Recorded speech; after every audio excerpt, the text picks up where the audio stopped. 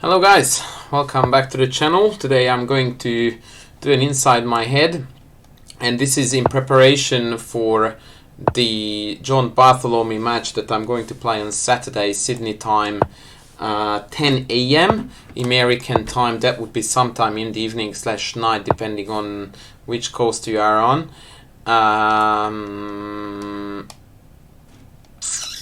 Yeah, so on Friday night it is.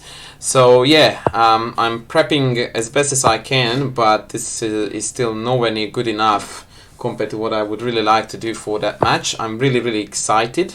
We are going to play a variety of time controls, just like he did in his last dual stream commentary against Simon Williams, and indeed I am going to stream it as well as he.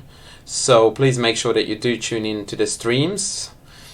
I have been streaming recently quite a lot, so I would like to encourage you to check out my stream, because there is a lot of fun to be had there. So yeah, this is basically an inside my head prepping for it, and this very opening is actually something that I kind of expect from John to chuck at me. Now bishop g4 is definitely a move that he's not going to chuck at me, because it's simply not a good move. In this structure the bishop doesn't stand well on g4 at all, because once I maneuver my knight here after h3 it has nowhere to go, and it's going to be very awkwardly attacked. In fact, I don't even know whether it's more subtle to attack it first, trying to encourage him to stay on the pin so that he would step into that, or whether to kick him out right away. Yeah, it doesn't really make a difference. He's gonna go back. So yeah, this could happen against John, although predominantly I'm expecting the Scandinavian being his main weapon against e4, which is probably what I'm going to chuck at him most of the games. But yes, other than the Scandinavian, he does play Sicilian lines, and he does play e4, e5 as well. So there is a good chance that e4, e5 is going to come up in that match. He did play bishop h5, very surprising, because now knight g3 and even g4 knight g3 is a very stock standard way to attack for white on the king side, and black doesn't really have sound counterplay. I mean, he can try to chuck in d5, but for example now after ed knight d5 knight g3 he would have to take, because e5 is hanging. And after the capture he is toasted totally on the white squares. So it's well worth checking out, because normally you would think that giving up the center like this is very foolish and bad indeed altogether. Not the case. Now after bishop g6 I simply get the pinch to pawn for nothing.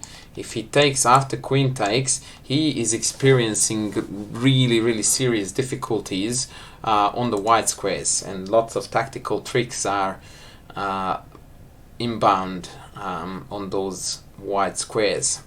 He's basically, without pushing my luck too far, strategically is in a lost position here, incredibly enough, which only goes to show that sometimes it's enough to consistently follow a wrong plan in order to find yourself in a lot of trouble.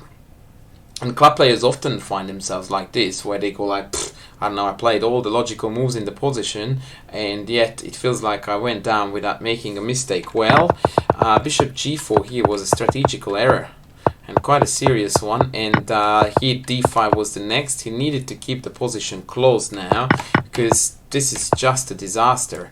And now I simply pinch a pawn in the middle of the board, or that this, at least this way, he keeps the two bishops and the very faint glimmer of hope for some sort of kingside or / central counterplay based on the two bishops. But the reality is he doesn't have enough. He does not have enough, plus now his knight is hanging here.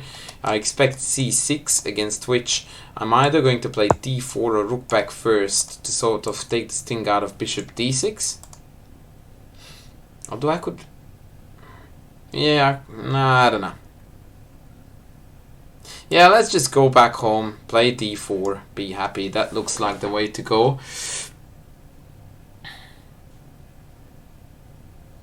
I'm looking at some aggro moves here, thinking about how I can make h4 happen, but I don't need that stuff. I just need to now sit tight and conquer, or rather convert my advantage. I'm simply a pawn to the good, no counterplay. I can play d4, I can chuck the knight on e4, I can play queen f3. Typically, in this position, white finds it difficult to develop this bishop, but also typically, I don't really need to develop it. It covers a lot of important squares on the diagonal. If push comes to shove, I can just simply put it on d2, but I'm not in a major hurry. I would find it far more important. Actually, now I may need to connect my rooks, because after a bishop move, he's going to try to conquer the e-file, and I can't let that happen. So I'm thinking I will play queen f3, and if the bishop drops back, then I will play bishop d2. Queen f3 is an important part of my operation because it denies c5, and it controls a lot of important white squares where I might want to chuck pieces later on. I'm a little bit disappointed because very often I find it difficult to record a good inside my head, because either I meet too much resistance and then I need to think a lot and I can't commentate properly, or I meet too little resistance when I commentate a lot about a position that really doesn't deserve a lot of commentary.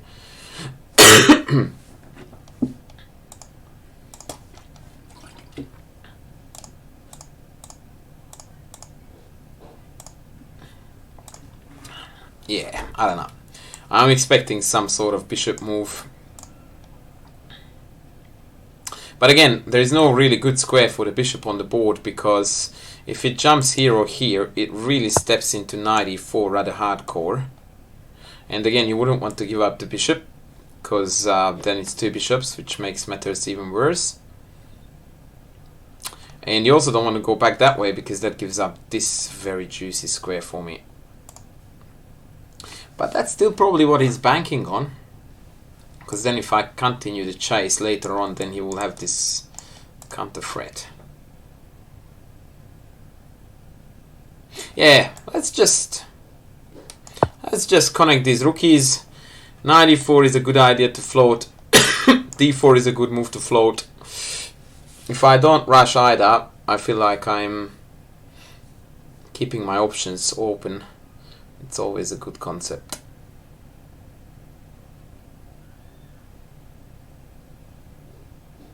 Also now I'm actually threatening to pinch the second pawn on d5. So something like rook e1, and then rook e8, which by the way is not really a lot of sense anyway, because I'm a pawn up, so why would he trade everything, is not doable because of d5 is hanging.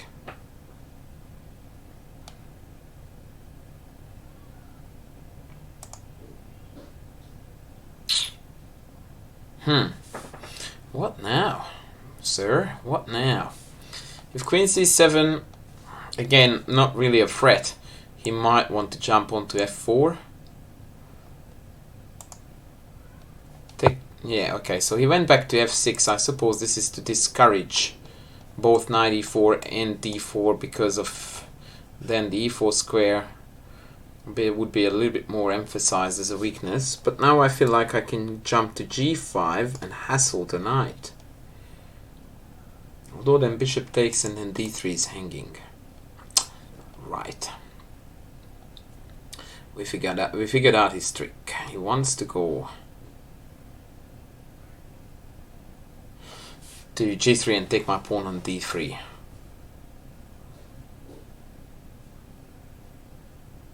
And if I were to play d4, he might want to take again, and after queen takes, jump into e4, pinching the bishop here. Which is something that doesn't concern me at all. So I play queen f4, knight takes, queen takes back, and then we begin massive swaps, and I'm steering towards that so desired endgame scenario. Yep, let's go.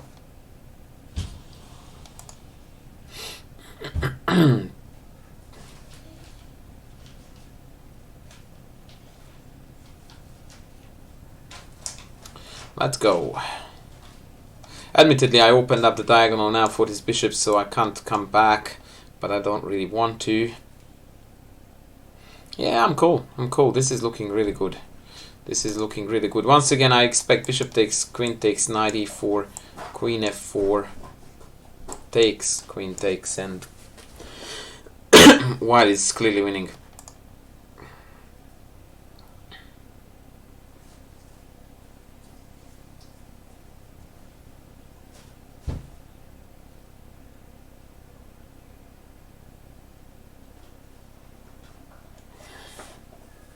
Yeah, you can't really do much else. I really don't want to sound offensive, but 2300, dropping a pawn by move 10 or 12, that was a little bit substandard. So everything is according to plan. Now if it takes and then plays rook e8, I can simply take it twice and then even propose a queen trade, because these pawns are very awkwardly stuck on white, all of them. And so a white squared bishop ending would be superb. Now that was something that I failed to consider, and shame on me for that, really.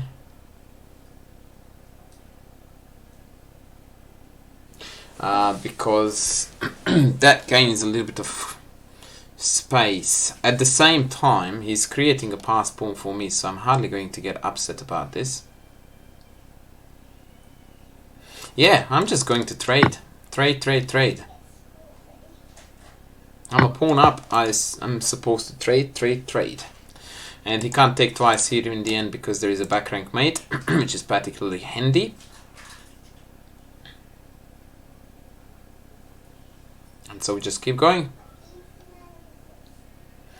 If c4, I'm going to drop the bishop back here, and then it will revitalize itself on f3. And again, black has got a very ugly pawn chain with all the three dudes blocked on white. Well, two of them are blocked, sorry, this and this is blocked on white. Sufficient enough to lose that ending without any dramas. And now my next move is going to be queen e5. It's very important to centralize queens in queen endings. It's actually the number one endgame principle in queen endings, is to centralize the queen. Now it's not quite a pure queen ending because we have got a bishop each, but the essence of the story is the same. And really what I want to do now is to push this pawn all the way down here in order to guarantee that his queen is going to remain very, very passive. So if you look at the two pieces, the two pairs of pieces, my bishop is way more active than his, and my queen, golly gosh, is dominating his. And on top of that, I have got a passed pawn. So this is looking happy days.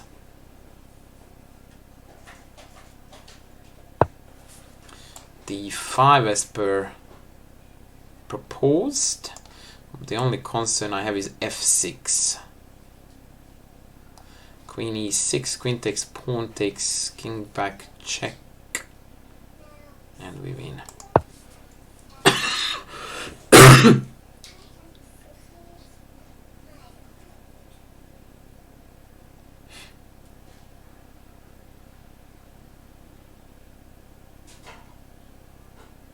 Perhaps one of the best things he can do. Okay, I'm not sure. Maybe f6 is... I needed to spend a bit more time on this, because after queen e6, queen takes, pawn takes, I'm not quite sure if I'm really clearly winning that.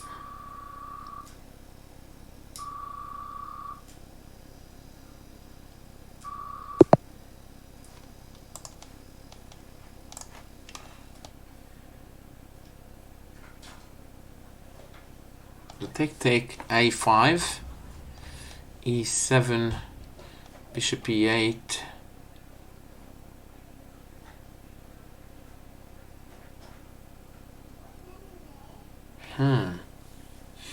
Yeah, that is looking a little bit trickier than I would like it to be.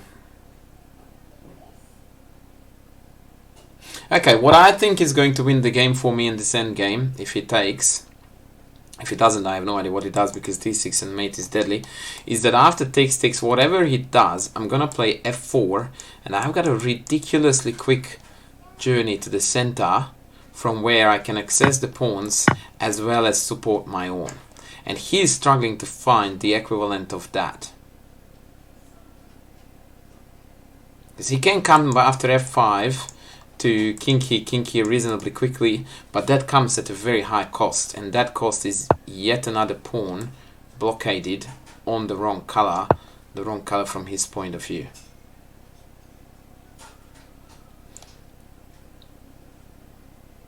So, for example, here king g6, I even have the check, and f5 g4 seems to me to be game over.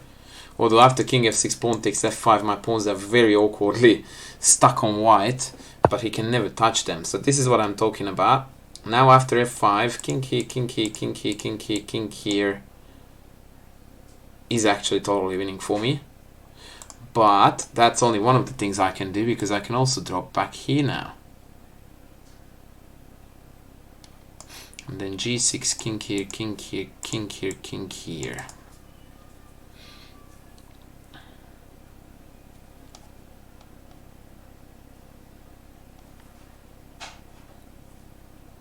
Yeah, my guts are telling me just to go to king f2. Actually, there is one big benefit behind bishop c2, and that is that it gains a tempo so that I then can blockade these guys on white as well.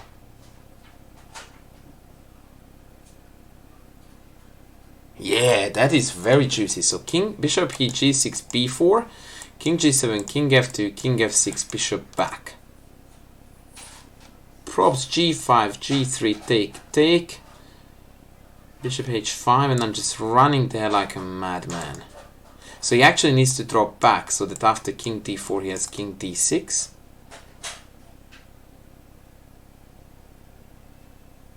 And then I have e7.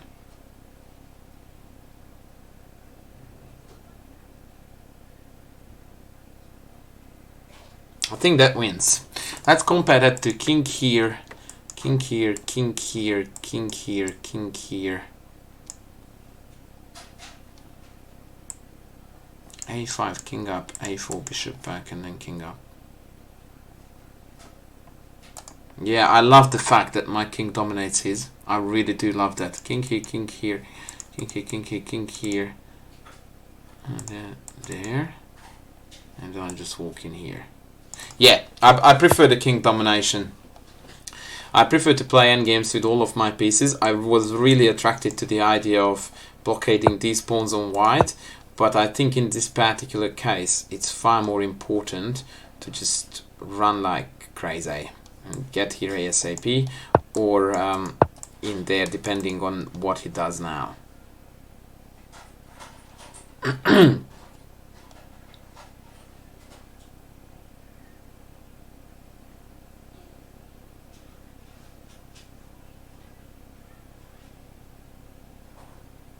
Yeah, this looks like a fairly instructive endgame scenario.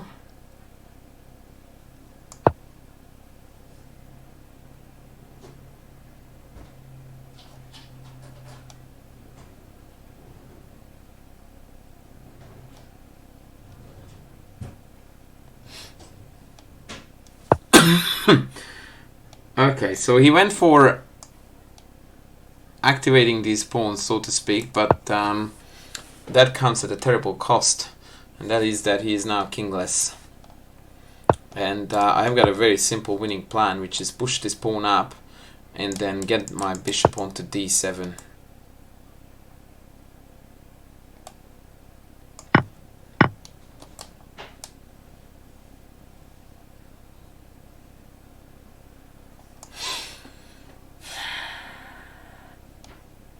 Yeah, in fact I can even come this way.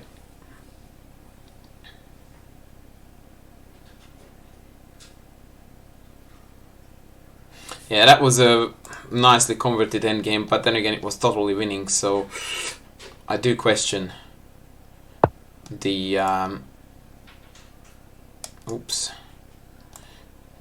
the educational value. So let's go here and then here.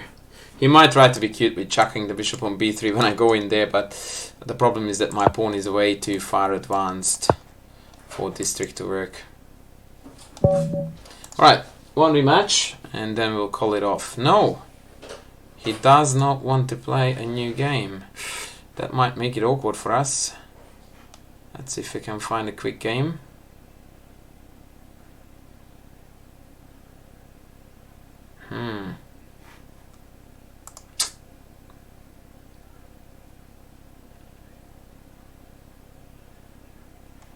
Let's see what my searching parameters are. Okay, maybe I will drop the rating a little bit. Maybe they will bite. Nope.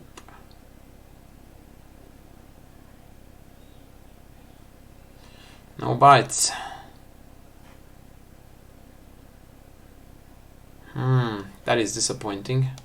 I don't know why I didn't play a rematch.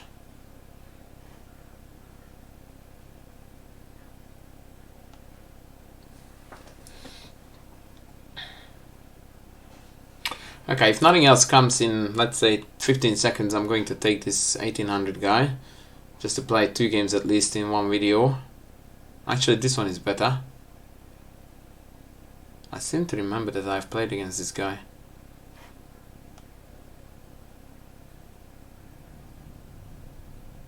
Yeah, so the big match is coming. Oh, there we go.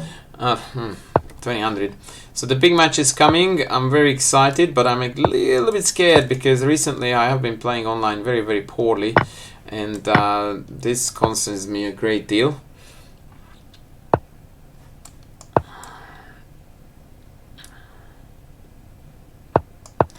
This gentleman is playing a far more sound opening. Okay, that was not necessarily really that great.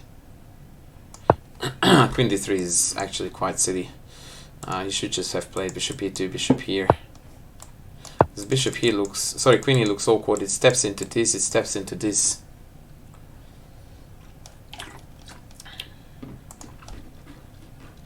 Very unnecessarily. Maybe he wants queen g3. Nope, he does not. Now I do wonder where he wants to go after this. Probably queen e3 so that he's supporting e5 breakthroughs. I'm very tempted to go g6 bishop here now, which is something that is usually we do against this structure, because once I can bite into it with e5, that's when he finds himself in a bit of trouble. So let's go here and here.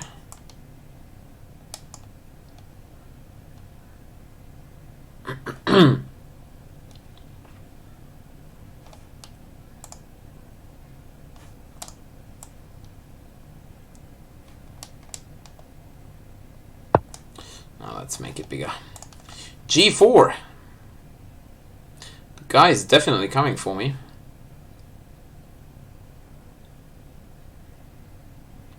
He's not taking prisoners. Alright, e5 was the plan. Let's play e5. Yeah,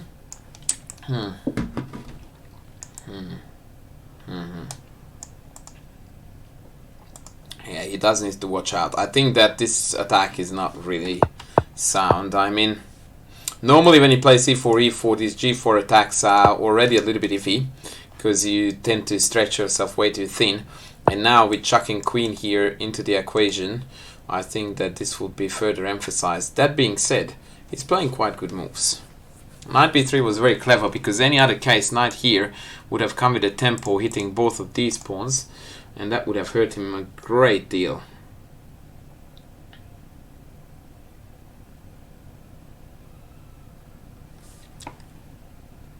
So now take bishop takes knight e5, bishop takes, pawn takes g5. Looks a little bit annoying because he gets to come into d5 with a big fat tempo. It really doesn't hurt me that much, but if I could, I would like to avoid that.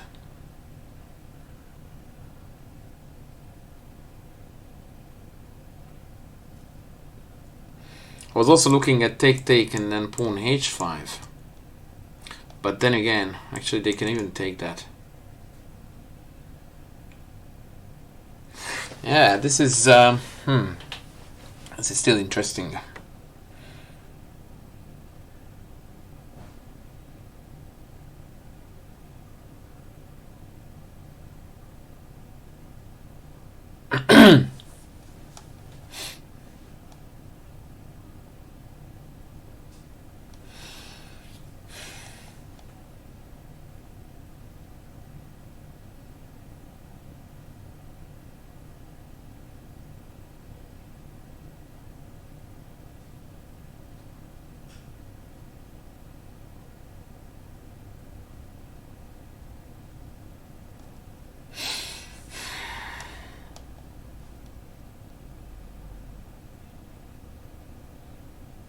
Yeah, okay, so takes knight e5, bishop takes, pawn takes g5. Knight d7, knight d5. Queen d8, pawn hanging, h4.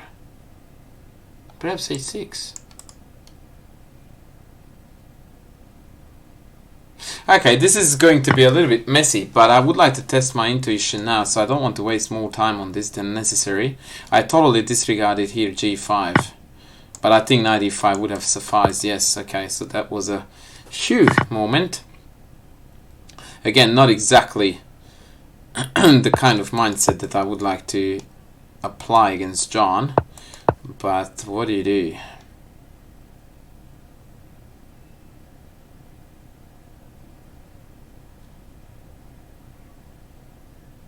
I have to say that part of me thinks that I stuffed this up in a spectacular fashion.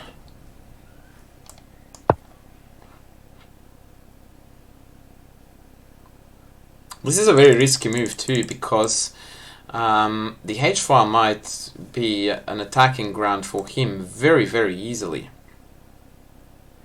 So I have to tread here very carefully. I reckon with rook g1 and queen g3, but actually queen g3 is not good because I get to take here. Although even then after h5 he might get some push on the king side.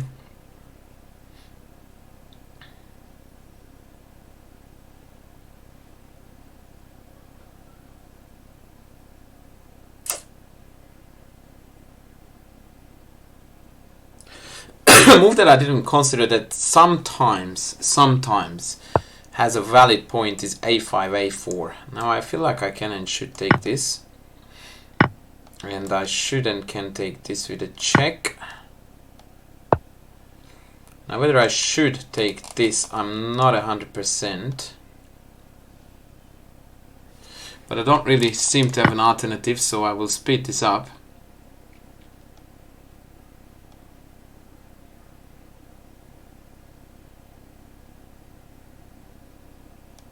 He's considering check, which I didn't even look at again. My tactical awareness, which this whole exercise was supposed to cater for, or cover, or put their word whatever you want, is going south very, very badly. Like actually this check is ridiculously tough to hold. I can play bishop d6, but after check knight f8, this position looks like a disaster. Pawn c5, and I'm dying. Oh, then I have a check and take this. But then again, yeah, checks here. Oh god, nah. Okay, this looks really, really bad.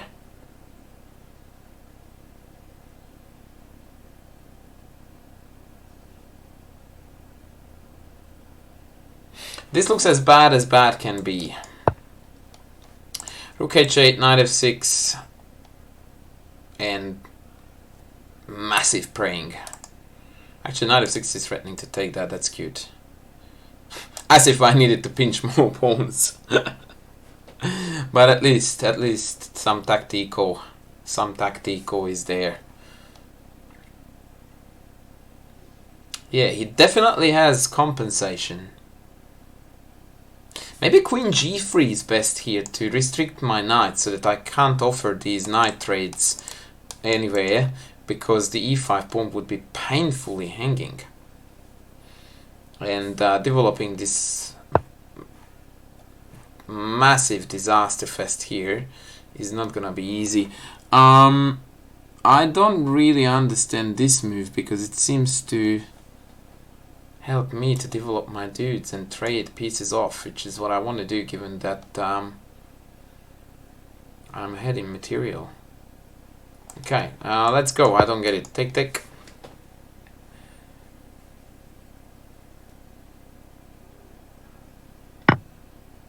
Yeah, okay, so I take back. I still don't get what's happening here. He just developed all of my pieces onto their best squares. That was terrible. That was absolutely atrocious. He really should have played here, I reckon, queen g3. And then, yeah, this would have been a colossal struggle fest. Can I play here now? Would be juicy if I could. Take, rook b6 is a tad bit annoying. I'm yet to decide how really annoying it is. Okay, actually I have this move, so I'm quite happy to do this. c4 is hanging and it's not easy to defend it with sensible moves. Excuse me.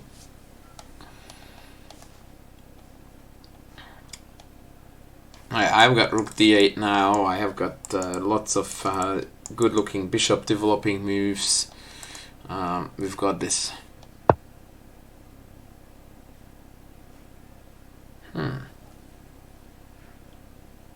It's another weird move, because what do you do now, bro, if I go here? Knight in, and then if queen c6, queen d5. I take that, you take me back with whatever, and your knight is dead. What are you doing? My friend, what are you doing?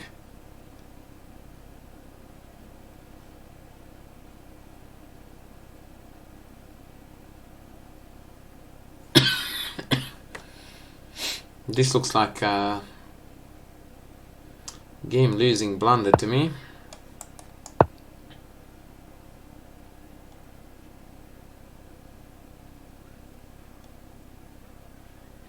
Yeah. This time round, my calculation didn't let me down, quite surprisingly. Yeah, so rook c7 and that's game. GG. Now I'm going to have a look at this here because yeah, the opening phase was very iffy. g4. I don't know what I should have done against this. Maybe I should have played knight here, queen somewhere. Probably f3. Huh.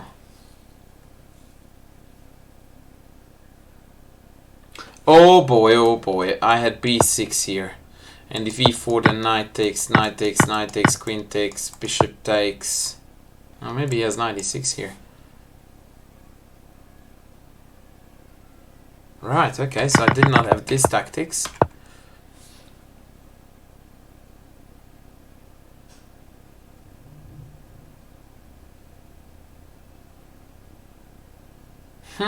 Interesting. Okay, so if b6, g5 takes knight here, sorry, bishop here, he has the check, so that doesn't work either.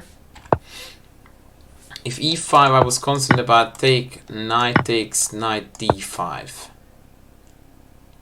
And it seems like his pieces are getting too much activity, although I have a check here.